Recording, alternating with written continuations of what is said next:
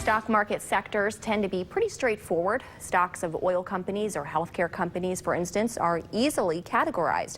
But as new technologies blur the line of how we communicate, what category a company falls into isn't quite that simple.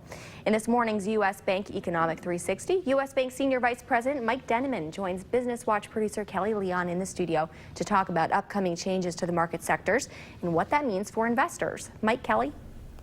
Thanks so much, Allie. Mike. Good morning. How are you? I'm doing fine. So what about these sectors? What are they exactly? Sure. So, yeah, as Allie was just saying, these are just groupings of stocks based on what the company does. So healthcare companies, industrial companies, and so on. There are 11 different sectors in the market, and they're helpful to investors. You can use them to spot trends. You can see how certain areas of the economy are performing relative to others, and so on.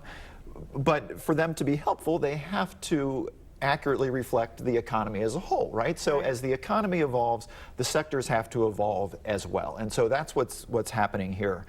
Standard & Poor's, which oversees the categorization, is updating one of the more old school of the sectors, telecommunications, or the telephone stocks, which, if you think 20 years ago, was a pretty significant sector. But over time, how we communicate has changed pretty drastically. And so the sector has really shrunk in recent years to the point where, yes, it now is in need of some updating.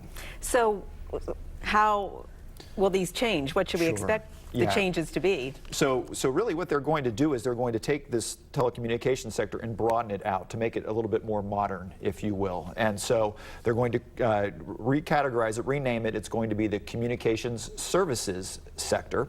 And what they're going to do, of course, is use the current telephone stocks as a foundation. So, AT&T and Verizon will still be in there. But then they're also going to take media companies and move them over. Media now resides in what's called consumer discretionary. So those are stocks that tend to be more leisure-oriented, retail, travel, things of that nature. But they're going to take media out of that, put it in the new sectors. So stocks like Disney, CBS, Netflix will be moving into the new sector.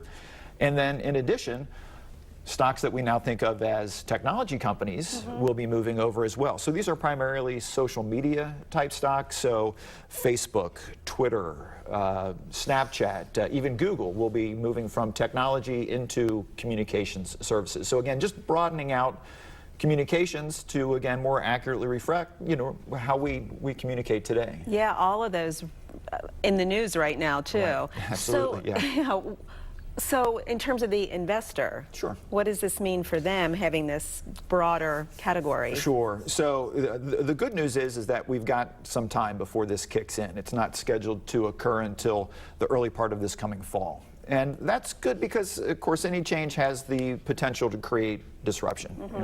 Most investors like to spread their portfolios over many different categories. And so, this is called sector diversification. Important that you don't have all your eggs in one basket, right? But as stocks are moving back and forth, this can start to blur the lines of your well thought out portfolio strategy. So, it's nothing to be alarmed about. It's not going to sink the market, of course. It's not going to cause major disruption. But if you've carefully thought out an investment strategy, this has the potential to disrupt that. So just be aware of it and keep it in mind as this fall comes closer. And as usual, ask for help if you need it. Absolutely. That's what I do. All right, Mike, thanks so much.